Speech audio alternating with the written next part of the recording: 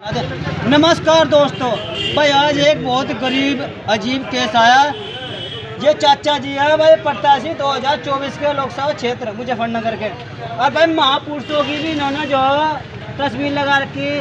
कच्चा बाबा जी महाराज जी है, सच्चा बाबा जी दादा गुरु महाराज जी, और भाई अन्य महापुरुष भी है। और एक गले में जी ढोलक भी घेर रखी, और ढोलक घेर का भाई जगह जगह प्रचार कर रहे हैं कि 2024 में इस बार भाजपा मुझे टिकट दे दे और मैं जो जीत कर भाई जो गरीब लोग हैं उनका भला करना चाह रहा। हम पूछें कि भाजपा किस तरह से नहीं टिकट देगी, किस तरह से नहीं, लेकिन भाई ढोल बराबर बज रहा, पैदल चल रहा देखो भाई। और भाई गली मोहल्ले में हर घर में चुपका भिक्षा मांगो ना, नू लोगों को बता रहे। तो भाई देखो जी, हाँ सर नाम बताओ। मेरा नाम सुभाष चंद्र भारती वाल्मीकि जी, कस्बा जानसठ, जनपद मुजफ्फरनगर। तो ये प्रत्याशी 2024 का क्या मैटर है जी? देखिए, मैं कोई राजनीतिक आदमी नहीं हूँ और ना ही मैं कोई साधु सन्यासी हूँ,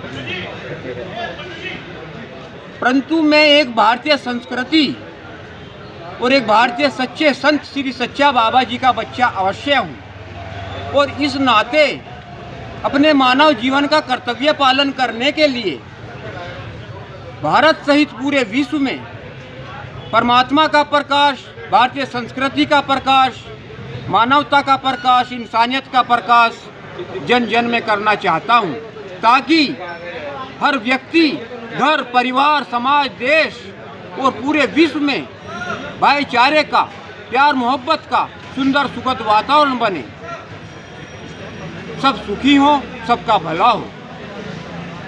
तो इसलिए आप जो लोकसभा क्षेत्र से जो चुनाव लड़ना चाह रहेगा जी?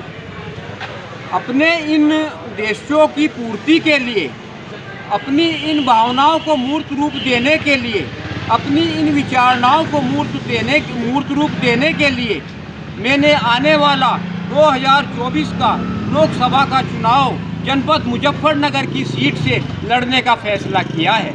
तो कौन सी पार्टी से लड़ेंगे सर? मैंने इसके लिए एक प्रार्थना पत्र लिखकर अपने नगर अध्यक्ष भाजपा से लेकर और अपने राष्ट्रीय अध्यक्ष भाजपा तक को और नरेंद्र मोदी जी को, आदित्यनाथ जी को और मोहन भागवत जी को भाजपा से टिकट दिलाने के लिए प्रार्थना पत्र लिखा है। तो सर एक बहुत बड़ी है, आप शेड्यूल कास्ट में, अगर ये जो रिजर्वेशन में जो मुजफ्फरनगर आता है तब तो विचार किया जाएगा, तब अगर नहीं आता तो जनरल में कैसे टिकट दे देंगे? वहाँ तो बोलने लगा पैसों की। मैं आपकी बात से सहमत हूँ, आपकी बात में बहुत सच्चाई है।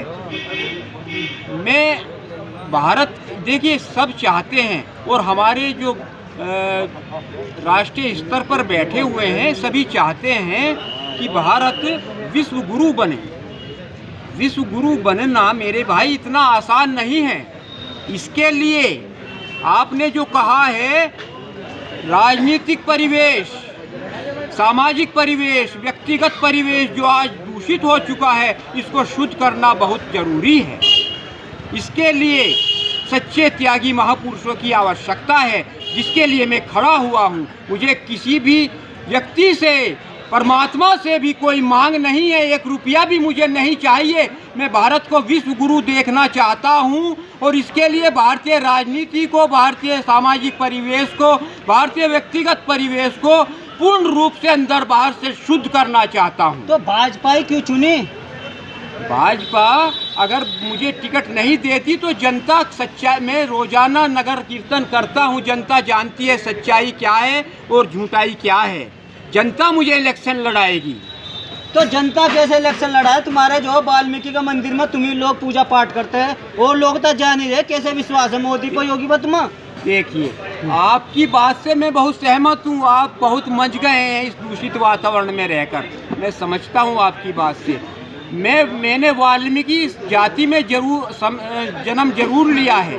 मैं आपको स्पष्ट बताना चाहता हूँ कि मांस, मछली, अंडा, शराब, गुटखा ये तो बहुत दूर की बात है। मेरे घर में मेरी सब्जी लहसुन प्याज से नहीं छुक सकती। मैं इस तरह का वाल्मीकि हूँ। तो आप चाहे जब बैनर लग गया इसमें जो इसमें प्रोडक्ट जो वो लग गया, अच्छा प्रोडक्ट कुछ जो डिब्बे में जो बैनर लग गया ना, तुम्हारे आप तो नाम लिखा, तुम खान पीन कुछ ही कर ले, प्रकृति और मानसिक सोच तो वही रहेगी, बदल दोगे। देखिए बिल्कुल आपकी बात सही है, मैं मान रहा हूँ। इतना दूषित वातावरण बन चुका है कि आपका ही नहीं, जन जन के मन में ये प्रश्न उठ रहा है आज, कण कण में ये प्रश्न उठ रहा है आज। सच्चाई को कण कण बोलता है, समय आने पर सच्चाई को पत्ता पत्ता बोलता है। आप ही नहीं, आपकी बात से मैं सहमत हूँ, लेकिन इस दूषित परिवेश को शुद्ध करने के लिए मैं भारत के हर जिला स्तर पर लक्ष्य चंडी महायज्ञ कराना चाहता हूँ, श्री विष्णु महायज्ञ कराना चाहता हूँ और पूरे विश्व को भारतीय संस्कृति के दर्शन कराना चाहता हूँ। आइए हमारे भारतीय संस्कृति के दर्शन कीजिए। मानवता चाहिए हमें, इंसानियत चाहिए हमें। सर एक सवाल है बहुत बड़ा जी।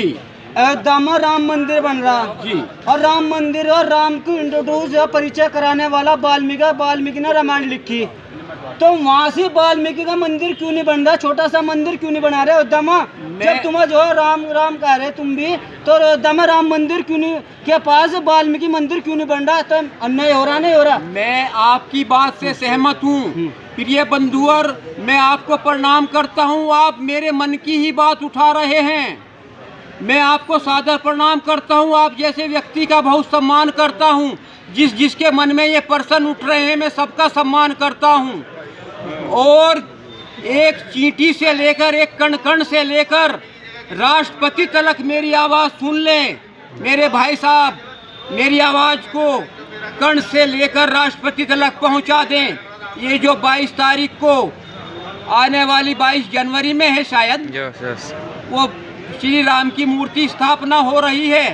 कान खोलकर सुन ले पूरा विश्व, कण कण धरती आसमान। चाहे अमिताभ बच्चन को बुला लेना, चाहे बिल गेट्स को बुला लेना,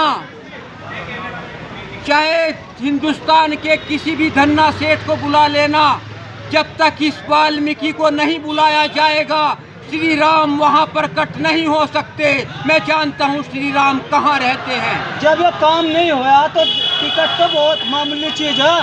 टिकट भाजपा आपको कैसे देगा? जब ये मामूली काम नहीं कर पाए भाजपा, तो टिकट कैसे दे देंगे आपको? देखिए भाजपा परमात्मा नहीं है, वक्त आने वाला है, सबका दिमाग ठीक हो जाएगा। परमात्मा से बड़ी शक्ति कोई नहीं है।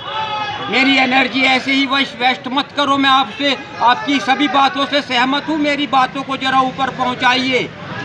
देखिए भाई, ये चाचा जी है, और भाई चाचा जी ने गले में तख्ती वगैरह रखी, भाई इन्हें देख लो और इन्हें फेमस कर दो, योगी तक पहुँचा दो। भाई ये जो वाल्मीकि भी अब जो लोकसभा पहुँचने की तैयारी कर रहे हैं, इनके अंदर भी भाई जज्बा, पढ़े लिखे हैं, समाज में रफ्तार ला देगा विकास की। मैं मास्टर नीरज चमार, मुजफ्फरनगर कचहरी से। जय हिंद, जय भारत, जय रविदास, जय माँ बाप।